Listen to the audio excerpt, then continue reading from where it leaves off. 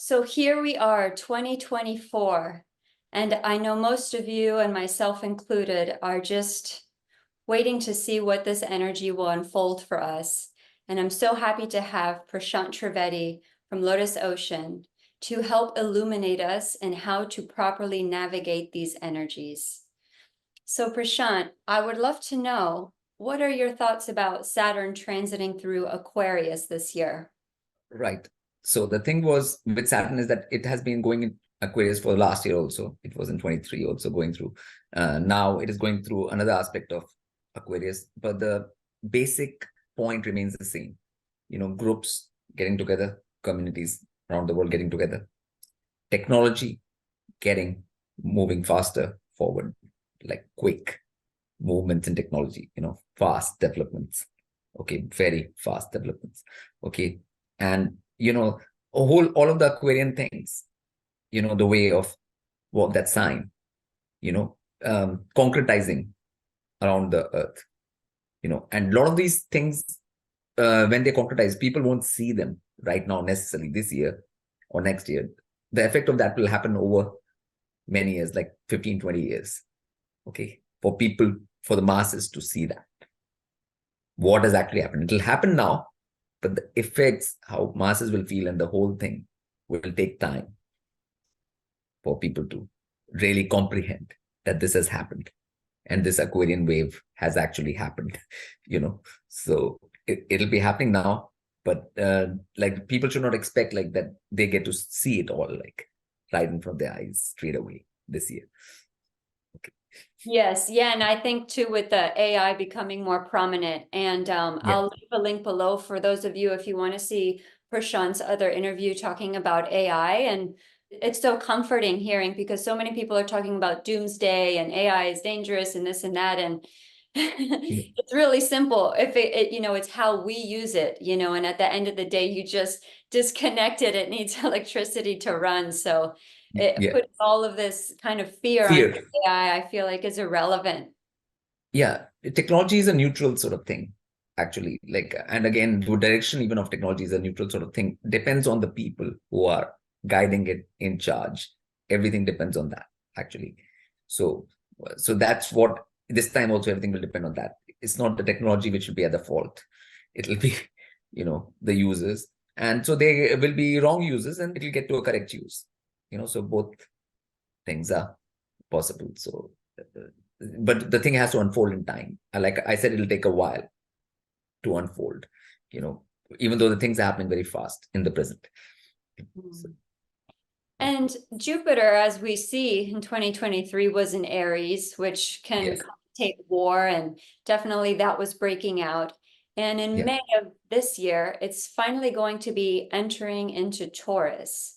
And what are your thoughts on that? First, Jupiter in Aries, energy is still going for a bit. So what that means is like people have to understand their own action. Okay, Aries is yourself, your own thing, and Jupiter is saying that you have to look at your own action, your own personal action still, getting your own act together, doing the right actions by yourself. Okay, for everyone. Okay, but the same Jupiter on a world level will show people who are more in terms of religions, quote unquote religions, an Aries, Mars, so there can be more war in terms of what we now know as religions, right? Like, so that kind of thing will go more as well still. Okay, it'll sort of explode more. So there's a transformation on a personal level for beings who are serious and sincere. Okay, and on a worldwide level, there is that. So both things are happening simultaneously in Jupiter and Aries. Now we suddenly move to Taurus. Now the wisdom aspect will move to Earth. Okay, which should be organic farming, self-sustaining things, how to farm, how to treat the earth, what kind of attitude we should have towards the earth, and all of that will come into play once Jupiter enters Taurus. At the same time, those wars which were happening more on a first, like people are just shouting at each other, will reach actual concretization, that it can start happening on a physical plane. Okay, so both things happen again simultaneously.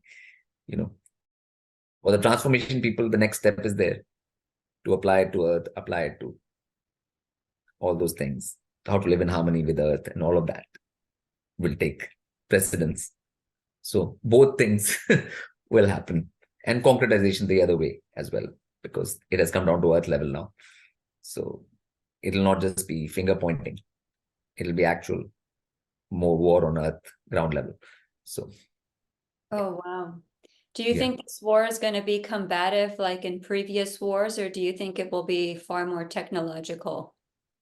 The thing is, technologies always use whatever people have at that time in any war.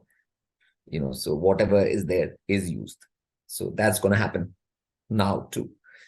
And that is just going to continue. We are just in that war anyways, in a way, since 2020. Okay, so it's just a continuation, actually.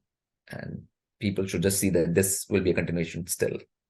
And these are the things which even all people will be able to see, because all the news comes and stuff, people are able to see these things. So that will be there for everyone to see.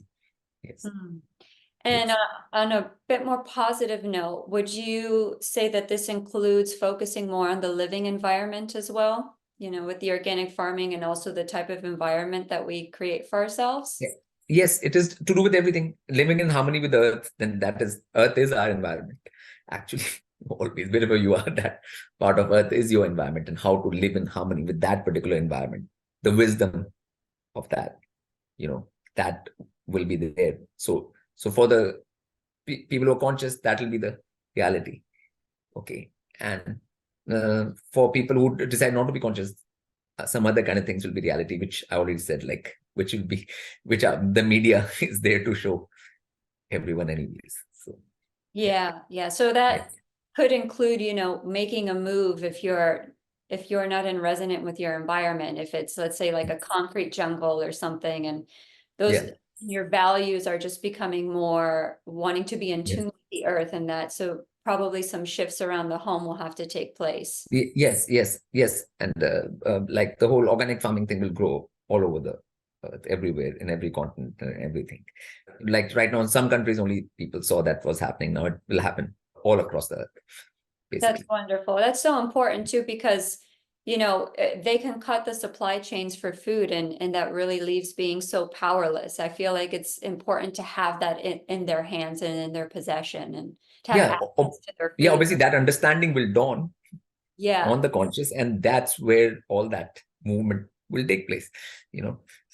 It's already happening, and it's going to gain momentum this year. Moving on to Rahu and Ketu.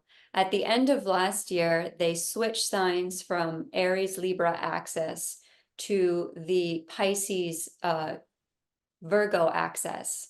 And there's going to be an eclipse happening April 8th in Revati Nakshatra, as well as October 14th in Hasta Nakshatra. Right. What do you think the significance of this is? Okay, so first Pisces and Virgo. Okay, now Pisces is seas, the oceans, right? So there will be problems in transportation across the oceans. That's where most of our goods still are transported over the oceans on Earth. Okay, so there'll be problems in that. Okay, and Virgo is the markets, all of that, financial markets and all of this trade and all of this thing. Okay, so both things are going to get affected negatively.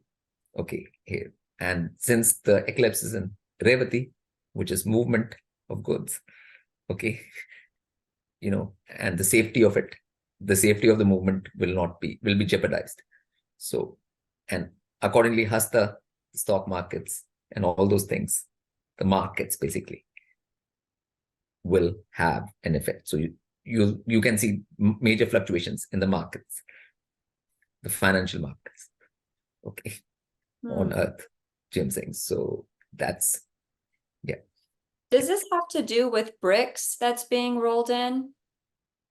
That is part of it, but there are other things happening, like whether the trade routes are not going to be that secure once all these conflicts start. Oh, okay. Right. And then everybody has to change where they get things from and where can't, like, and if you have to go longer routes, then the prices increase of the goods and everything, everything.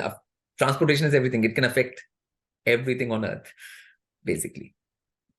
Like modern world is based on transportation and a seamless transportation of goods from one part of the world to the other.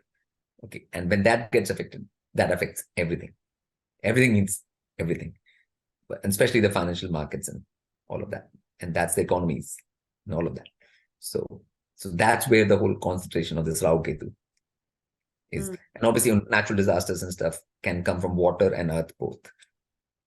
I was going to ask you that, yeah, when you were talking about the oceans and the disruption, is this going to be totally man-made disruption, or is this going to be natural weather disruption? Natural. There's man-made part is the transportation bit, and all of that, but then the natural disasters which have been happening now will take more ground in that way. Like when first earthquake in Japan came in beginning of this year, it was earth thing, but then people were afraid of the tsunami, the ocean coming.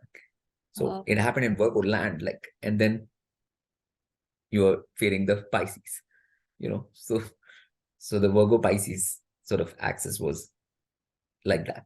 So, and just to give a quick brief for those of you who are under this kind of illusion that the climate is changing due to cow farts and man-made climate change, Prashant has such an illuminating view, which has to do that the weather is connected. Like, we are fractal beings, so because beings are so out of balance, it's being reflected in the weather. So nature is a force along with divine. So nature and divine are connected forces. And whenever human beings are not being in tune with nature and divine, then things on earth change, which means change in terms of weather, more natural disasters, famines, all kinds of, or two floods, things are not in balance means like either it rains too much, then it's flood, doesn't rain enough, it's famine. Okay, so all of that is nothing. Man is not controlling any of that. Okay, there's no that things which are controlling any of this. Is just humans not being in sync with how to live on earth and how to be on earth, and a result of that as a whole. So you can do that from your side, but the result is not in human hands. So these things are not in human hands, even though a lot of people will try and say that these are things done by the government or whatever and stuff like that, but it's not. There's no human hand involved in any of these things. So it's just, and they are like a warning anyways, first, for humans to change their ways. So accordingly, things happen. As much as humans change their way, as less the destruction would be. As much as they carry on going on that direction, more the destruction would be. So it's just a process, which is in process, and, so it's not a matter of prediction. It's a matter of warning, and then people to change their ways right now, which is in the present, so the change in the present will change the future, basically, of what will happen to humankind on earth, basically. And do you see that there's a special kind of spiritual energies that are going to be coming in this year, perhaps through the Pisces Virgo axis or any other major transit? I mean, that is a spiritual energy only. Warning is a spiritual energy. Oh. Right. You have to see it as a spiritual energy, because that's what is creating the change. It's forcing the change. It's making things understood on a practical level, from a spirit level to a practical earthly level. That's where the spiritual energy would be at work via nature. Beautiful.